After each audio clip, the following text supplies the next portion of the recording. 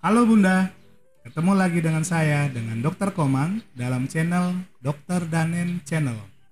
Oke, saat ini saya akan membahas tentang tips bagaimana supaya ASI Bunda di rumah yang menyusui supaya banyak produksinya.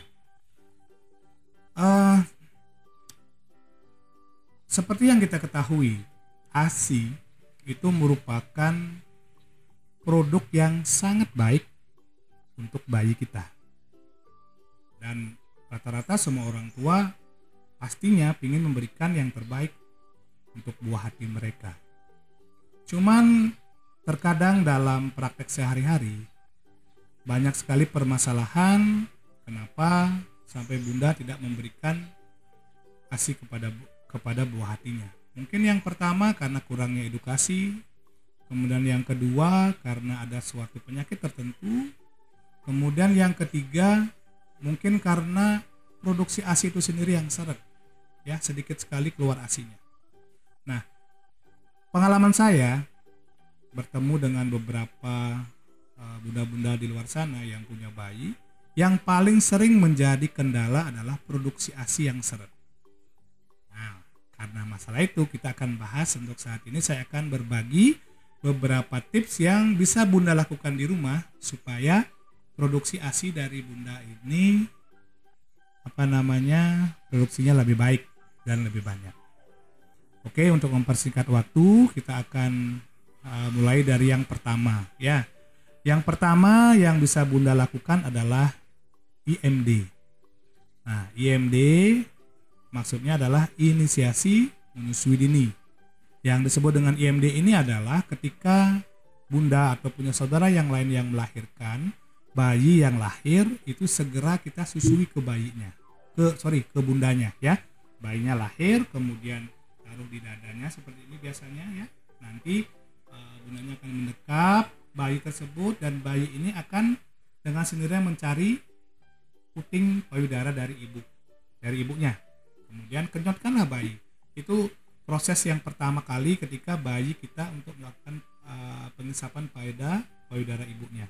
Dan beberapa penelitian yang sudah ada menunjukkan bahwa dengan kita melakukan IMD, hal ini akan menyebabkan hubungan psikologi antara ibu dengan si bayi itu lebih erat. Itu yang pertama. Terus yang kedua, karena dia merasa nyaman, kemudian ada hubungan psikologi yang baik, sehingga hal ini juga akan merangsang produksi ASI akan semakin lebih cepat dan lebih banyak ya. Sehingga lakukanlah IMD ketika kita atau saudara kita melakukan proses persalinan.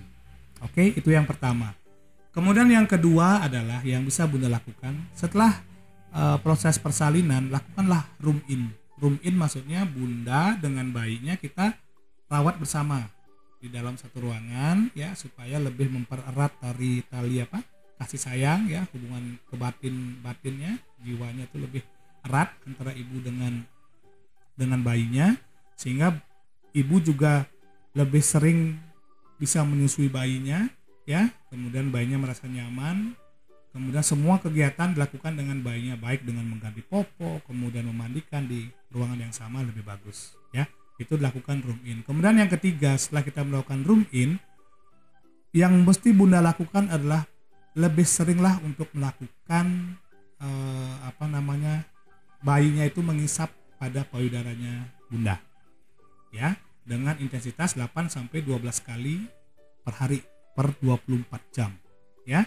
8 sampai 12 kali. Semakin sering Bunda memberikan payudaranya dikenyot sama bayinya, maka hal ini akan merangsang hormon-hormon ya, seperti hormon oksitosin, kemudian hormon prolaktin yang berhubungan dengan produksi dari ASI, itu akan semakin aktif fungsinya, sehingga produksi dari ASI Bunda itu akan semakin banyak. Begitu juga sebaliknya, ketika Bunda merasa karena habis melahirkan sakit, akhirnya Bunda malas untuk menyusui ke bayinya, hal ini akan menyebabkan produksi ASI Bunda akan seret gitu. Ya, itu langkah yang ketiga yang bisa Bunda lakukan. Kemudian langkah yang keempat yang bisa Bunda lakukan adalah makanlah makanan yang bergizi. Ya, yang kandungannya ada karbohidratnya, ada proteinnya, kemudian ada lemaknya, kemudian ada buah-buahan dan sayur-sayuran ya. Makanan yang bergizi ini akan berhubungan sekali dengan kualitas ASI dan produksi ASI yang bisa Bunda hasilkan. Jangan nanti ketika Bunda habis melahirkan karena malas makan, Bunda cuma makan bubur saja, makan nasi saja, makan telur saja. Tidak ya, makanlah makanan yang bergizi supaya asupan pada bayi juga bagus. Oke, itu yang bisa Bunda lakukan. Kemudian selanjutnya yang bisa Bunda lakukan adalah perbanyaklah minum air. Air putih itu sangat penting untuk tubuh kita sehingga kondisi cairan di dalam tubuhnya Bunda yang punya bayi itu stabil, sehingga produksi dari ASI pun akan stabil juga ya. Makanya air putih sangat penting ketika Bunda menyusui bayi. Kemudian yang selanjutnya yang bisa Bunda lakukan adalah jangan memperkenalkan minuman selain ASI kepada buah hati kita. Terkadang ada beberapa orang tua yang nggak sabar karena ASINya keluarnya sedikit ditambahkan dengan susu formula ya. Nah, kemudian dengan susu yang lain juga ada beberapa kasus juga. Nah, ketika kita ingin memberikan ASI yang eksklusif kepada bayi kita, usahakan kita berikan ASI saja kepada bayinya ya. Nanti akan semakin banyak produksi dari ASI itu sendiri. Kemudian yang selanjutnya yang bisa Bunda lakukan adalah jangan memberikan DOT atau empeng ya. DOT atau empeng kepada bayi kita. Karena kenapa? Ketika kita sering memberikan DOT atau empeng kepada bayinya, maka hal ini bisa menyebabkan terjadinya bingung puting. Jadi dibilang bingung puting ketika dikasih payudara, bingung dia bayinya seperti itu. Ya, makanya jangan perkenalkan DOT sama empeng kepada bayinya. Kemudian yang selanjutnya yang bisa Bunda lakukan adalah jaga hati.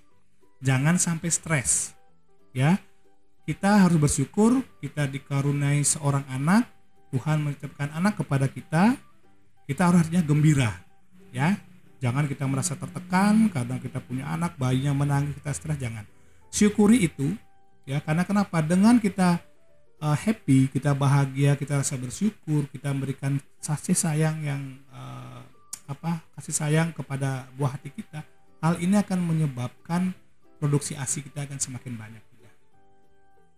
Oke, kemudian yang terakhir yang bisa Bunda lakukan adalah jangan ketika Bunda punya bayi di rumah, Bunda cuman istilahnya tidur, kemudian makan, mandi, minum, tidur.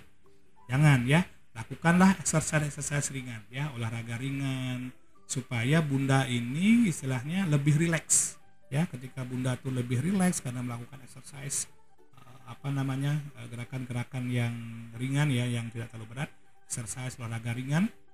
Ketika tubuh kita rileks, hal ini akan menyebabkan stres yang ada di dalam diri kita juga akan semakin berkurang. Ya, dengan berkurangnya stres, hal ini juga akan menyebabkan produksi dari hormon yang seperti saya bilang tadi, oksitosin sama prolaktin itu akan lebih aktif. Seperti itu. Ya. Nah, kira-kira segitu dulu ya beberapa tips yang bisa Bunda lakukan di rumah supaya produksi ASI dari Bunda di rumah semakin melimpah ruah. Oke. Terima kasih dari saya. Sampai ketemu lagi di episode yang akan datang. Bye bye.